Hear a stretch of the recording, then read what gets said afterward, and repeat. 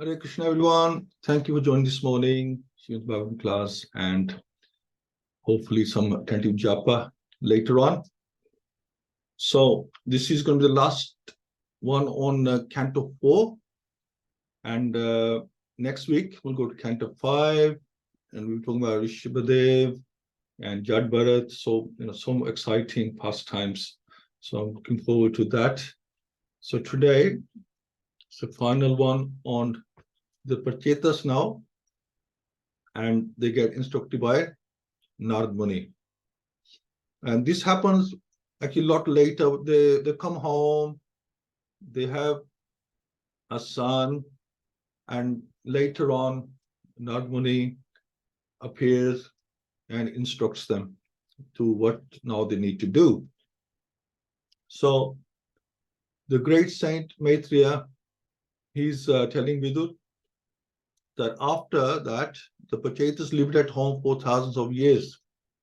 So continuing from last time, and developed perfect knowledge in spiritual consciousness. So lived home for thousands of years. So they ruled for thousands of years, enjoyed the luxury of the kingdom for thousands of years, but all material things, they come to an end.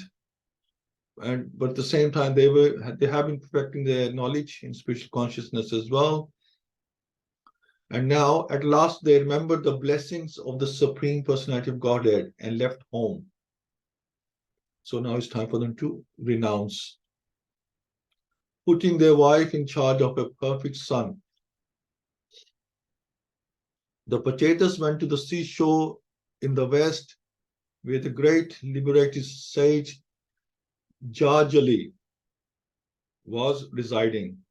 After perfecting the spiritual knowledge by which one becomes equal toward all living entities, the Prachetas became perfect in Krishna consciousness. So, they had done so much austerity, but still they needed to just to, not sharpen, but round off the edges and, complete the perfection. Let's pray. Om Namo Bhagavate Vasudevaya. Om Namo Bhagavate Vasudevaya. Om Namo Bhagavate Vasudevaya. Mukham Karoti Vachanam Bhangum Lamyate Grim. Yat Kirpatam Hamande Shri Guru Gurutaranam Brahmanadamadam Shri Chaitanyeshwaram Hari Om Tassat. Narayanam Namaskritya Naram Cheva Narotamam Devim Saraswatim Vyasam Toto Jayamuduriyat Nashtam Preshabhavadureshu Nityam Bhagavad Sevya Bhagavati Uttam Shloke Bhakti Nishtaki. So, after practicing the yoga asana for mystic yoga, the Prachetas managed to control their life here, mind, words, and external vision. Thus, by the pranayam process, they were completely relieved of material attachment. So that's the goal, to be completely relieved of material attachments. By remaining perpendicular, they could concentrate their minds on the uppermost Brahman while they were practicing this pranayam. The great Sage Narada, who is worshipped both by demons and by demigods, came to see them. So it seems that they were already preparing for going back home, but now Narada appears to them. As soon as the Prachetas saw that the great Sage Narada had appeared, they immediately got up, even from their asanas. As required, they immediately offered obeisances and worshipped him. And when they saw that Narada Muni was properly seated, they began to ask him questions. So you always take advantage of a learned person. Every opportunity you get, ask them questions about spirituality. Because the Supreme Lord is the cause of all causes, he is the super soul of all individual living entities, and he exists as both a remote and immediate cause. Since he is aloof from the material emanations, he is free from the interactions and is Lord of material nature. You should therefore engage in his devotional service, thinking yourself qualitatively one with him. So this is Narada Muni now advising them. By showing mercy to all living entities, being satisfied somehow or other, and restricting the senses from sense enjoyment, one can very quickly satisfy the Supreme Personality of Godhead, Janardhan. These are some of the ways in which the Supreme Personality of Godhead can be satisfied by the devotee. The first item mentioned is Dayaya Sarvabhuteshu. So, which means showing mercy to all conditioned souls. So you show mercy to all conditioned souls, and you are also a conditioned soul. So you show mercy to yourself as well. So when all conditioned souls, we are also included in that. The best way to show mercy is to spread Krishna consciousness. The entire world is suffering for want of this knowledge. People should know that the Supreme Personality of Godhead is the original cause of everything. Knowing this, everyone should directly engage in his devotional service. Those who are actually learned, advanced in spiritual understanding, should preach Krishna consciousness all over the world so that people may take to it and make their lives successful. So you help yourself and you help others. Now the word Sarva Bhuteshu is significant because it applies not only to human beings, but all the living entities appearing in the 8.4 million species of life. So Srila Prabhupada goes even further to say that not just humans, applies to everyone. The devotee can do good not only to humanity, but to all living entities as well. Everyone can benefit spiritually by the chanting of the Hare Krishna Mahamantra. When the transcendental vibration of Hare Krishna is sounded, even the trees, animals, and insects benefit. This is the power of the Mahamantra. Everyone benefits. Thus, when one chants the Hare Krishna Mahamantra loudly, he actually shows mercy to all living entities. So Krishna wants to see us being merciful. If you want to please Krishna, be merciful, give mercy to everyone through the Mahamantra and preaching. To spread the Krishna conscious movement throughout the world, the devotee should be satisfied in all conditions. It doesn't matter to the pure devotee if he has to go to hell to preach. The Supreme Lord lives in the heart of a hog, although the Lord is in Vaikuntha. Even while preaching in hell, a pure devotee remains a pure devotee by his constant association with the Supreme Personality of Godhead. To attain this state, one has to control his senses. The senses are ultimately controlled when one's mind is engaged in the service of the Lord.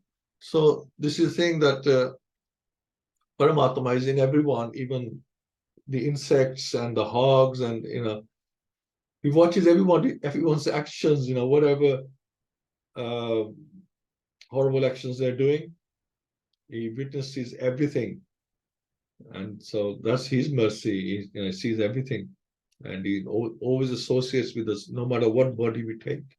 He's there with us. Being completely cleansed of all material desires, the devotees are freed from all mental contamination. Thus, they can always think of the Lord constantly and address him very feelingly. The Supreme Person of Godhead, knowing himself to be controlled by his devotees, does not leave them for a second. Just as the sky overhead never becomes invisible. So the Lord is always visible to his devotee. It is clear from the previous verse that the Supreme Person of Godhead, Janardhan, is very quickly satisfied by the activities of his devotees. The pure devotee is always absorbed in the thought of the Supreme Person of Godhead by always thinking of Krishna. The pure devotee's heart is freed from all kinds of desires. In the material world, the heart of the living entity is filled with material desires. When the living entity is cleansed, he does not think of anything material. As the mind is completely cleansed, one attains the professional stage of mystic yoga, for then the yogi always sees the Supreme Personality Godhead within his heart. So it says here that by always thinking of Krishna, the pure devotee's heart is freed from all kinds of desires in the material world. The heart of the living is filled with, at the moment, is filled with material desires. So when he says it's freed from all kinds of desires, it's obviously referring to all kinds of material desires, because we can't stop desiring. It's unnatural for us not to desire. So we are talking about material desires. The living entity will always desire, but the desire should be spiritual rather than material. So as the mind is completely cleansed, one attains a professional stage of mystic yoga. And then for the yogi, always sees the Supreme Personality Godhead within his heart. As soon as the Lord is seated within the heart of a devotee, the devotee cannot be contaminated by the material modes of nature. So once the Lord is brought into your heart, you are no longer contaminated by the material energy. As long as one is under the control of the material modes, he desires so many things and makes so many plans for material sense enjoyment. But as soon as the Lord is perceived in the heart, all material desires vanish. When the mind is completely free from material desire, the devotee can think of the Lord constantly. In this way, he becomes completely dependent upon the lotus feet of the Lord. And Chaitanya Mahaprabhu prays, "My dear Lord, I am your eternal servitor." This is in the Shikshashtakam. "My dear Lord, I am your eternal servitor, but somehow or other I have fallen into the ocean of the material world. Kindly pick me up and fix me as a speck of dust, as of dust at your lotus feet." That's the fifth verse. Similarly, Srila Narottam Das Thakur prays, "My dear Lord, you are now present with the daughter of King Rishvanu, Srimati Radharani. Now both of you, please be merciful upon me. Don't kick me away because I have no shelter other than you." Amazing. So in this way, the Supreme Personality Godhead becomes dependent on his devotee. The Lord is invincible, yet he is conquered by his pure devotee. He enjoys being dependent on his devotee, just as Krishna enjoyed being dependent on the mercy of Mother Yashoda. Thinking himself dependent on the devotee gives the Supreme Lord great enjoyment. Sometimes a king may engage a joker, and in the process of joking, the king is sometimes insulted. The king, however, enjoys these activities. How everyone worships the Supreme Lord with great reverence. Therefore, the Lord sometimes wants to enjoy the chastisement of his devotees. In this way, the relationship eternally existing between the Lord and his devotees is fixed, just like the sky overhead. So by all the hard work you put in to become a devotee of the Lord, you somehow acquire the right, like Mother Yashoda, to chastise the Lord, but that's a very high level. But Krishna doesn't mind being chastised by Mother Yashoda or the gopis or Radharani. He doesn't mind. He actually enjoys, because it's oneness. The oneness matlab ki they feel, there's like a bond between them. So it's okay to he enjoys the banter with them. The Supreme Personality Godhead becomes very dear to those devotees who have no material possessions, but are fully happy in possessing the devotional service of the Lord. So they don't have material desires.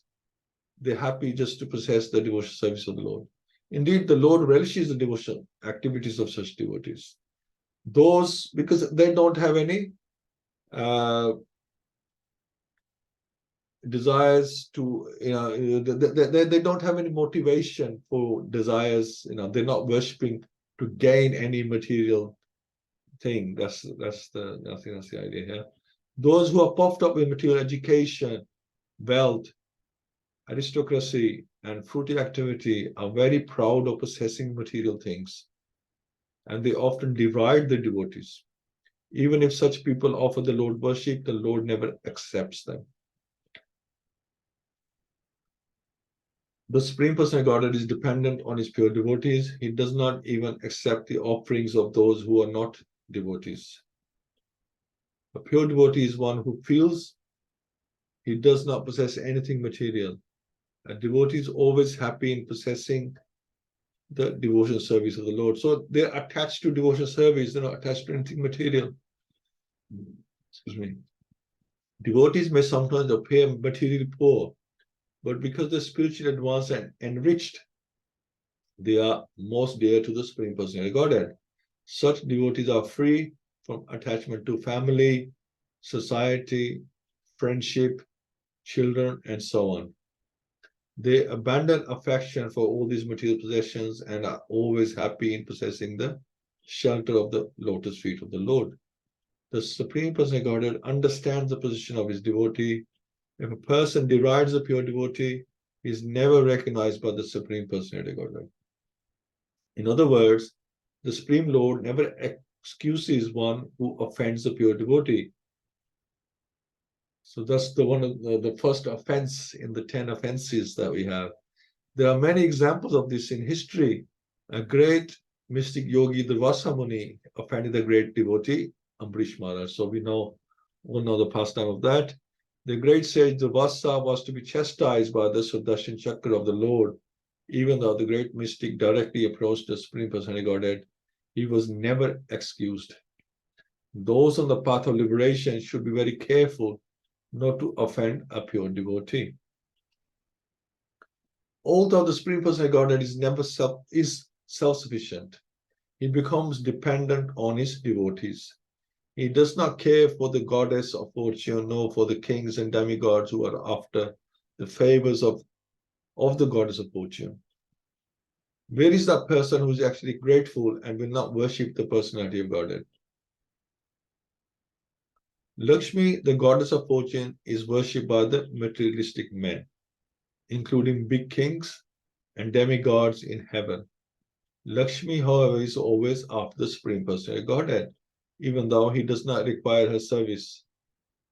So Brahma Samhita says that the Lord is worshipped by hundreds and thousands of goddesses of fortune. One is enough, one has all the opulence that you can think of, but he's worshipped by hundreds and thousands of goddesses of fortune. But the Supreme Lord does not require service from any of them, because if he so desires, he can produce millions of goddesses of fortune through his spiritual energy, the pleasure potency. This very personality Godhead, out of his causeless mercy, becomes dependent on the devotees. So although he's not short of anything, he's self-reliant, and he can create whatever he wants, he still becomes under the shelter of his devotees. This very personality Godhead, out of his causeless mercy, becomes dependent on the devotees. How fortunate then is a devotee who is thus favored by the personality Godhead? What ungrateful devotee will not worship the Lord and enter into his devotional service? Actually, a devotee cannot forget his obligation to the Supreme Personality of Godhead, even for a single moment. One thing we have to remember is that our constitutional position that we are servants of God, and that that agitates us, thinking, oh, we are the servants, and we have a master, we are servants. It doesn't always, we don't always find that appealing, that thought, but we are actually in loving servants of the Lord, not just servants in doing menial service. We are the loving, in loving devotion service. That's the relationship. It's a loving service, not just service. It's a loving service. So it's a very high level of service. This very person of Godhead, out of his causeless mercy, becomes dependent on the devotees. How fortunate then is a devotee who is thus favored by the personal Godhead. What ungrateful devotee will not worship the Lord, enter his devotional service?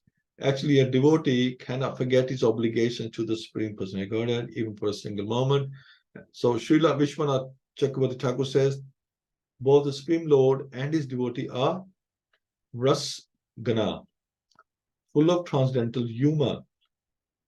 The mutual attachment between the Supreme Lord and his devotee is never to be considered material, because we are thinking on a material level, material servant, master.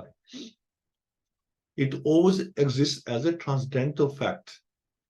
There are 8 types of transcendental ecstasy known as Bhav, Anubhav, Sthai Bhav, and so on. And these are discussed in the Nectar of Devotion. Those who are unaware of the position of the living entity and the Supreme Person, Krishna, think that the mutual attachment between the Lord and his devotee is creation of the material energy. Actually, such attachment is natural both for the Supreme Lord and for the devotee, and it cannot be accepted as material. So it's natural and it's eternal. Anything material is just temporary, but this is eternal relationship. The great sage Maitreya continued, my dear King Vidur, Sri Narad Muni, the son of Lord Brahma, thus described all these relationships with the Supreme Lord to the Prachetas. So he just basically reminded them what our relationship is with God, with Krishna, and then he returned to Brahmalok. Now, hearing from Narad's mouth the glories of the Lord, which vanquish all the ill fortune of the world, the Prachetas also became attached to the Supreme Personality. So if there's any margin left, Narad Muni came and completed that as well. And now the Prachetas, just by hearing from Narad Muni, they became attached to the Supreme Personality. This is the power of hearing. Meditating on his lotus feet, they advance to the ultimate destination. So here it's seen that by hearing the glories of the Lord from a realized devotee, the Prachetas easily attain strong attachment for the Supreme Personality Godhead. Then meditating on the lotus feet of the Supreme Lord at the end of their lives, they advance to the ultimate goal, Vishnu Lok. It is sure that and certain that anyone who always hears the glories of the Lord and thinks of his lotus feet will reach the supreme destination.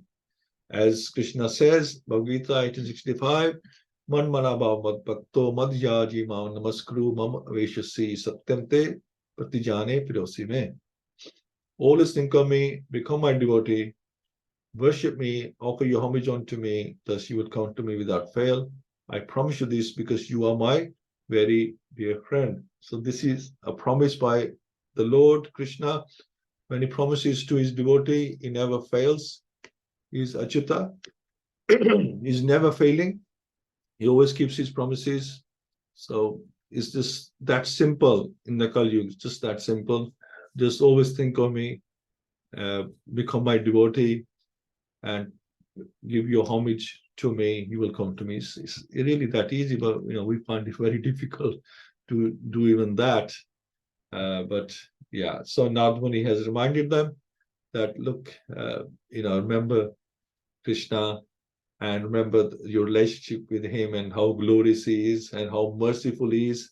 You also have to be merciful and show him that you can also do this, because qualitatively we are same.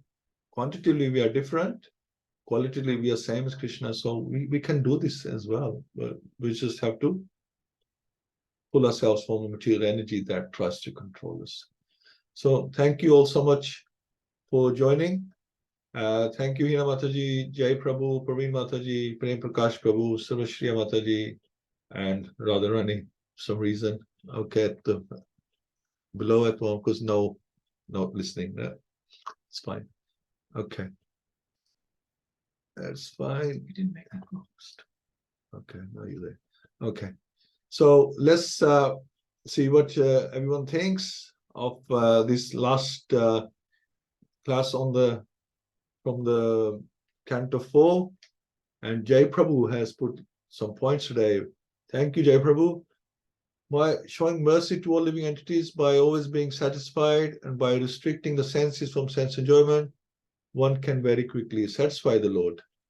All living entities benefit from the sound vibrations of the Mahamantra. The Supreme Person of Godhead becomes very dear to those devotees who have no material possessions, desires, but are fully happy in the devotional service of the Lord. Wonderful, absolutely right. Thank you so much, Jai Prabhu. Hina Mataji, Hare Krishna. Hare Krishna, please accept my humble obeisances. Oh, glorious to Prabhupada. Thank you so much, Prabhu. Such a very nice summary of the verse, and how Narada comes to visit the Prachetas before they go back to Godhead, and he glorifies the Lord to them. Some very nice points about the importance of preaching and spreading Krishna consciousness.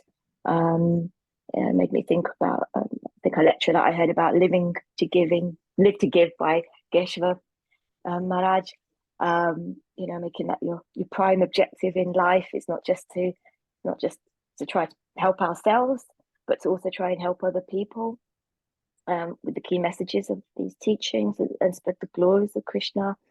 The Lord is quickly, and there's a nice point around how the Lord's quickly satisfied as well by the pure devotees, and really, that's the essence. We just need to try to keep Krishna happy, try to please the Lord, and there was some points around with devotees and how to keep our mind for a devotee, and the devotee's mind is cleansed when they think about Krishna, which replace material desires as well. So it's filling the mind with thoughts of Krishna, and it automatically replaces those desires.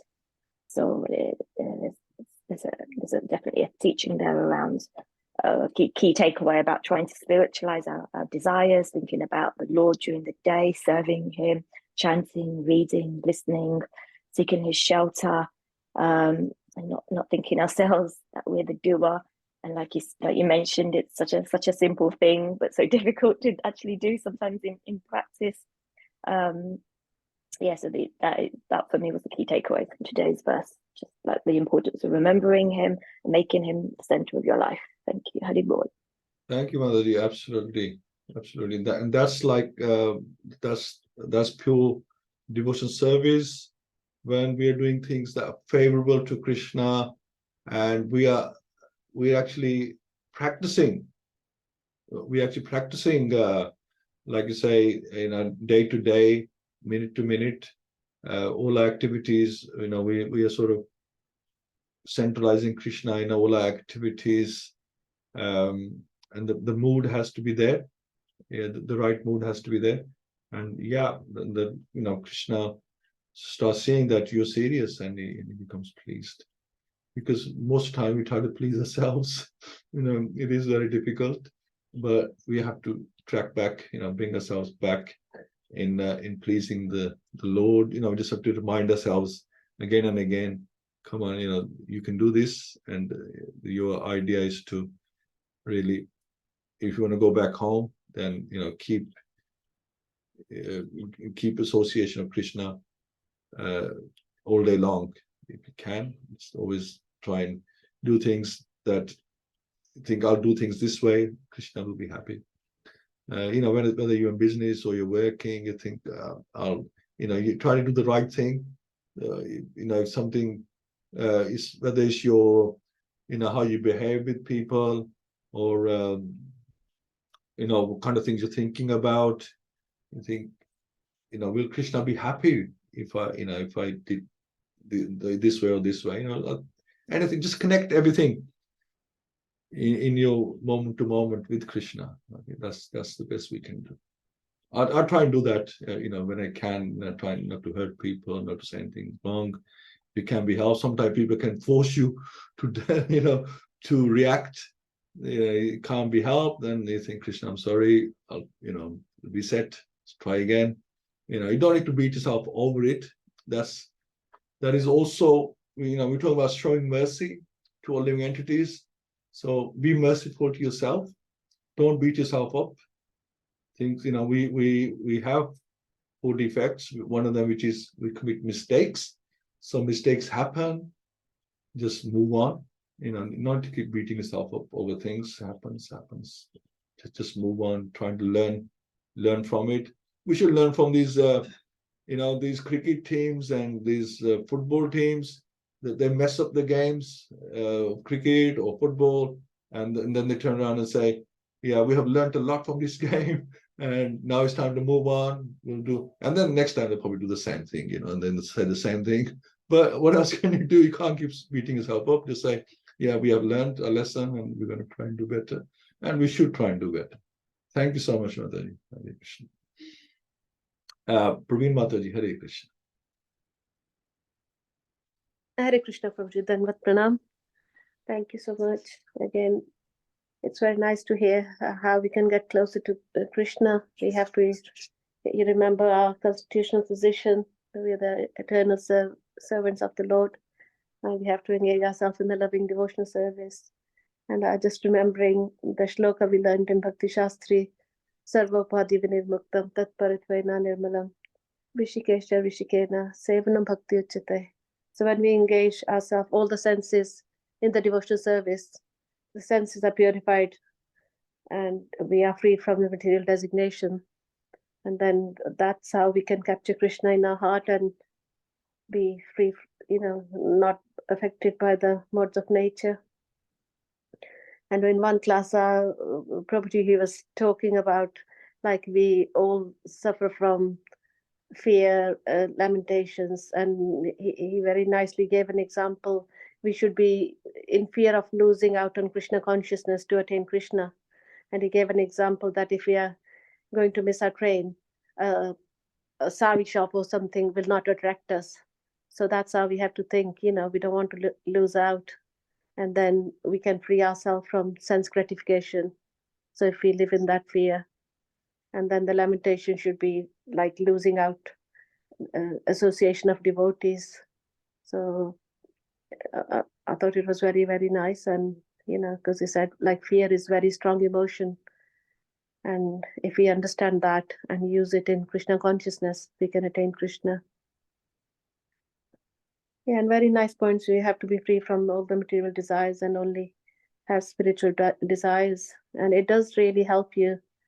And I'll quickly just share because I was a bit upset when the class started because my younger daughter told me my other daughter's neighbor has gone missing. He's got 2 young children.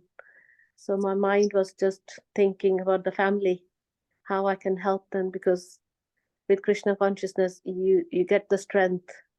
Chanting, like you said, chanting is so, the vibrations are so powerful. So, but I don't know how I can help the young family. He's got missing since yesterday. So, yeah, you feel, it does give you strength when you're engaged in Krishna consciousness. But like like even my daughter is not listening to me, so I don't know how much I can tell her neighbor, So what would you do, Prabhuji? How would you support somebody in that situation? When you can't help in any other way, like you said yourself, that you chant the holy name and you try to help them in that way. I think that's if you don't have any other control over the situation, then what can you do?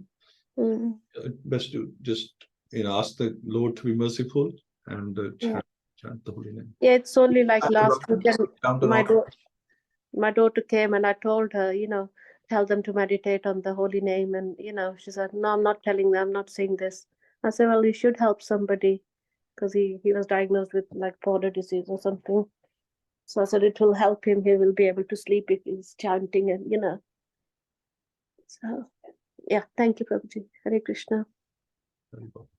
But I'm thinking I'll make prasad and cook something and take for the young boys. And yeah. By all means, wonderful.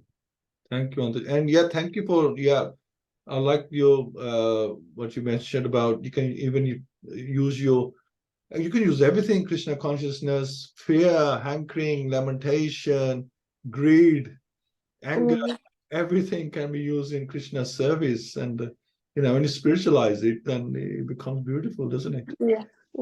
Nice. Very nice. So, sometimes you think, why are all these things there? Why is greed there? Why is anger there? Why is lamentation, hankering there? Well, it's there. It's there for a reason, but we just misuse it, right?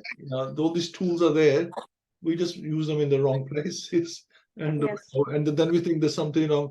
The saying is that a bad workman always blames his tools. Yeah. So that's basically that's what we do. We got all these tools, but we use them. We don't know how to use them, and then we say, "Oh, there's something wrong with lamentation, something wrong with the hankering, something wrong with fear." Well, we're not using it correctly, right? So we're Because using. we are in the wrong place, like it reflected, so that's why that we're using everything, upside down. So we are not in spiritual world, we are in material world. Absolutely. And music, yeah. Hare Krishna. Thank you. Thank you so much. Prem Prakash Prabhu.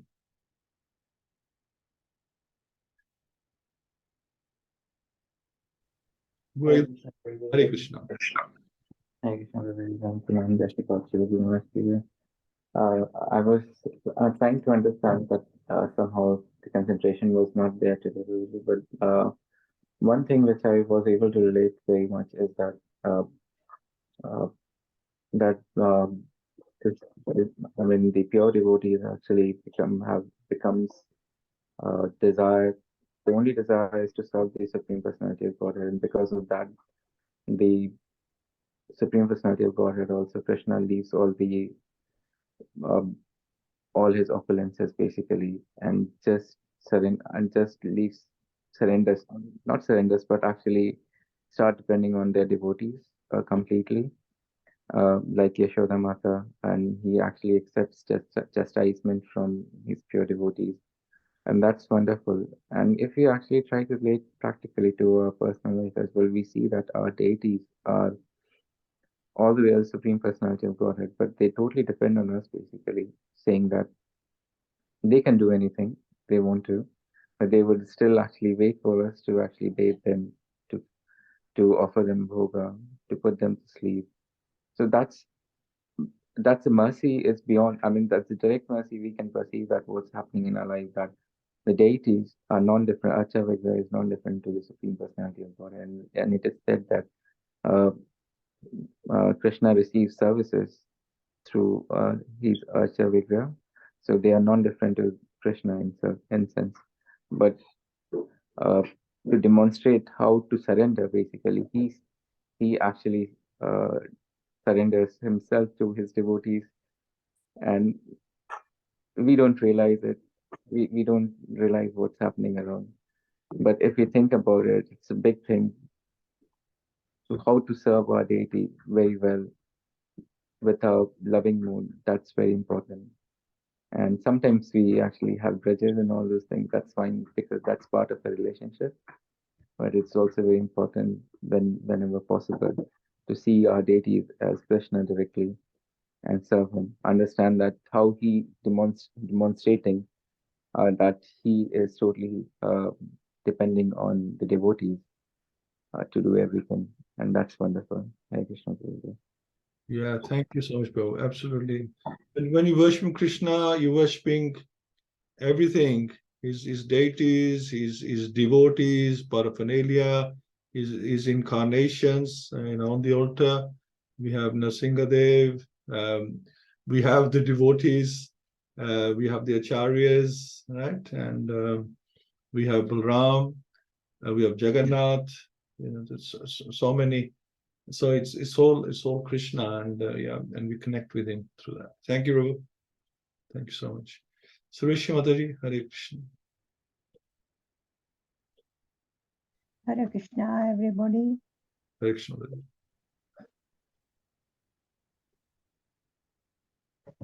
When Narad Muni meets the devotees, he always stresses on Krishna, that Krishna is a Supreme Personality of Godhead, and you should do devotional service. And when he met Prachetas with the doing all austerity and it's like yoga. And by studying Vedas or doing austerity yoga is not enough unless you realize that Krishna is Supreme Personality of Godhead. And by become devotees, then you have a good qualities. You are kind, tolerant, compassionate. If you worship Krishna, think Krishna is a Supreme Personality of God with the love, He will give you understanding how you can go to Him and back to Godhead. And all the instructions are given in Bhagavad-Gita. He tells you how to be manamad bhakto madhaji maman kuro, how He gives the way. And then he's also stressing that pipe, just like pouring water on the root of the tree, the branches and leaves all get nourished. So that's how you don't have to go to worship all the demigods. You just pray to Krishna because he's Supreme Personality of Godhead. And then all the demigods, they get satisfied. So a lot of people say, well, Hare Krishna people just pray to only Krishna, not to others, because we say we pray Krishna. If you pray to Krishna, then we don't have to pray to all the demigods. They get satisfied. It's clearly in Bhagavatam, son of Dhruv Maharaj Anga. He had no sons. No, and then he prayed. He called all the brahmanas, everybody to do sacrifice. They don't sacrifice that they had no result, and they said we are expert in doing everything. We are when they do the sacrifice, then we usually do to demigods. I mean, that's our material. If you want material things, you have to do material to pray to demigods. And they had no results. That we got expert brahmans everywhere. And then Admutsa said, well, if you want to call the demigods, you have to pray Lord Vishnu, because when the Lord Vishnu goes anywhere, all the demigods go with him. So they pray to Lord Vishnu. And then all the demigods followed the Lord Vishnu because he's always accompanied by them. And they had a sacrifice, and then he had a son. And but he had not a very good son. I mean, that was the King Vena. And that's how it says that we have to pray to Krishna, Supreme Personality Godhead. If you want to desire anything, you have to desire. Go to Krishna. Krishna says in Bhagavad-Gita,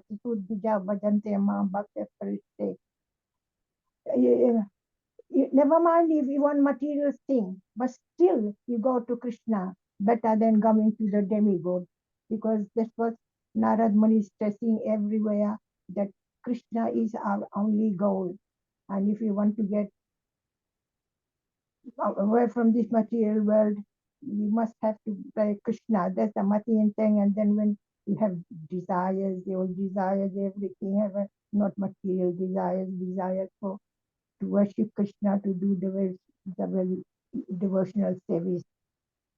And that's what all the Dhruv Maharaj, Prahlad Maharaj, wherever Narada Muni goes, he stresses that still Krishna is the Supreme Personality of Godhead. So we have to do devotional service to please him. And when he's happy, he will show his the way. If you take one step, Krishna takes 100 steps. So he is pleased with his devotees, and then he'll start to have devotees, how to worship him, how to go to bed to Godhead. Hare Krishna. Thank you, Mataji. Yeah, it's Krishna consciousness is misunderstood, is so easily misunderstood by Hindus, right? Even Hindus who should know better, it's misunderstood because they don't understand, and then it's bound to be misunderstood by other religions, other cultures, and other nations. Then we can understand that if we can't understand it, people who shouldn't understand it, they don't understand why only Krishna, why not only why Krishna, not only why only Krishna, why Krishna? A lot of people don't understand. They ask the question, even though they are born in that culture. So how can we expect the other nations to understand anything? But Srila Prabhupada, look, he spread Krishna consciousness all over the world, and this is why we look up to him. Set a great example for us and set this great standard, and he showed that it is possible. It is possible for Srila Prabhupada, at that level, but at least we can do something to help him. He's already spread the Krishna consciousness. Everybody knows about it. I mean, where were we shopping somewhere last week? We just went to the B&Q. Yeah, we were at the retail park in Wednesbury, and then this white-bodied young person, I think he could see my mala, right? And he shouted, "Hare Krishna!" He's so happy, and then he just left. We couldn't speak to him. He just left, but everybody knows the Krishna consciousness. Just a little symbol gives it away. Oh, there's no tilak or anything, no dress. Just by seeing that, he quickly, young English boy, he realized they're Hare Krishnas, and he shouted Hare Krishna. So Prabhupada's already done the work for us. We just have to be there. That's all. Thank you, Mataji. Hare Krishna. So thank you all so much. Let's do a couple of rounds, and Mataji, Swesha Mataji could start, and Praveen Mataji do the second round. Thank you so much.